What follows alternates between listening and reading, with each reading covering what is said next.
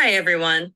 Today we are going to be talking about competence to be executed and to participate in and waive appeals. Let's start with what exactly competence to be executed and to participate in and waive appeals really means. A person who is competent to be executed means that he understands the reason he is to be executed. He also understands that the execution is inevitable and cannot be avoided. Although his mental illness could cause him to be in denial, he understands his offense and why the executions are connected. Being competent is the mental capability of a defendant and his or her ability to appreciate the charges they are facing and the ability to make decisions about their criminal case. That would include making decisions related to whether they choose to appeal something or not, and the implications that follow if they do not appeal. Someone who is mentally incapacitated or mentally disabled cannot be executed. The court will also not allow a mentally disabled individual to handle their own defense or appeal because they can always potentially claim that any result is faulty because they did not fully appreciate what they were doing. Let's talk about the legal tests that are done to prove competency to be executed. I found a quote that says, "While the court did not formulate a definition of competence to be executed, Justice Powell, in a concurring opinion, suggested that the Eighth Amendment forbids the execution only of those who are unaware of the punishment they are about to suffer and why they are to suffer it." This basically means if someone does not understand why they're about to be executed, they will not go through execution and perhaps face a different punishment. A test is done to determine if the competence standards are upheld. Most states choose the same competence standards as Powell's, although someone could meet Powell's test and still be deemed incompetent. Therefore, the tests are not a determining factor for competence. There are 3 grounds that were found unconstitutional in Florida's procedure to determine competence. These 3 grounds were: number 1, it provided no opportunity for the prisoner or his or her counsel to be heard. Number 2, it did not permit challenge of the state-employed mental health professionals' findings on the competence issue. And number 3, it left the final decision as to competence to the executive rather than the judicial branch. I find that these were unethical and would not prove accurate information for them to determine competence. This is why it is important to look at all aspects when determining competency, because a test cannot be the deciding factor for it. Neither can mental health professionals, government branches being the deciding factor, etc. The court has to give people the chance to be heard and fully evaluated and tested to decide competency. The ABA, American Psychological Association, American Psychiatric Association decided that someone who has a mental disorder / disability that would impair their decision-making can terminate post-conviction proceedings. However, if the person waiving the post-conviction process is found competent, then it is valid because they understand their decision.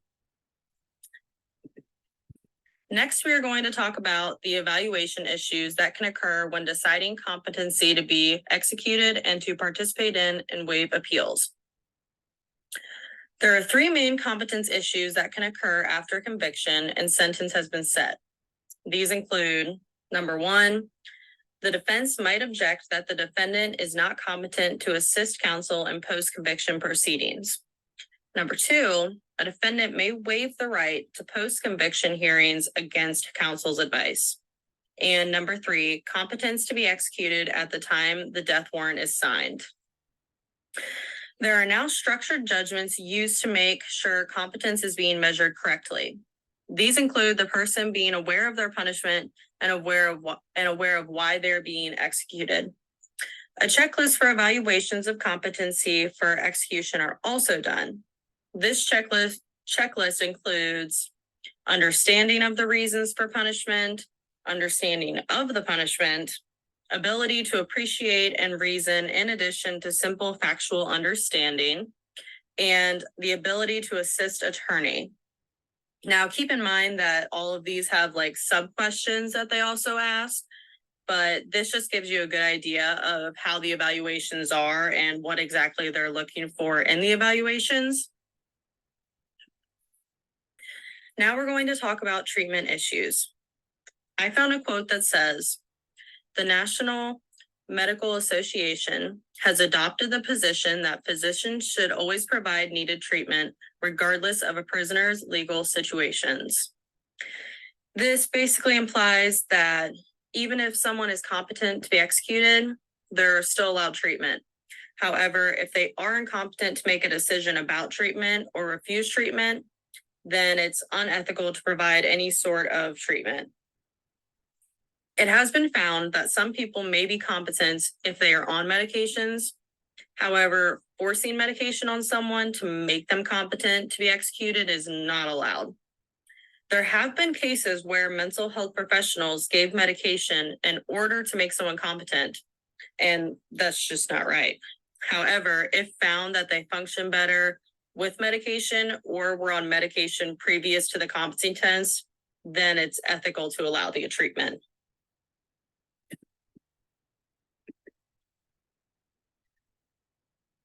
Here I have provided an article about a man who was scheduled to be executed, but his sentence was postponed because of his mental illness, and they needed to prove he was incompetent to be executed.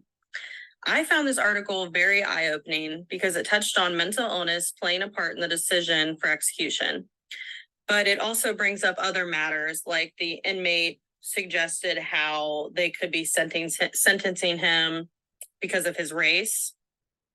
And it also talks about the court's decision and what their next steps are for determining competency, because in the article, you'll read about something he did after he was scheduled for execution. And it was really interesting to see how they handled these circumstances, because his actions could imply that he's incompetent for execution. My discussion questions I'm going to leave you all with is, do you think that just because someone passes legal tests and evaluations, that it should be the determining factor for competence? If competence has changed over time or after a scheduled execution, how should the court go about determining competence? And I chose these questions because after all the readings in the book and then reading about more cases where competence has changed after determining execution, I just thought this was something really interesting. I'd really like to see what you all have to say about it all. So here's just my references page, and I want to thank you all so much for watching, and I hope I clarified a little bit more on what competence to be executed and to participate in and waive appeals really means.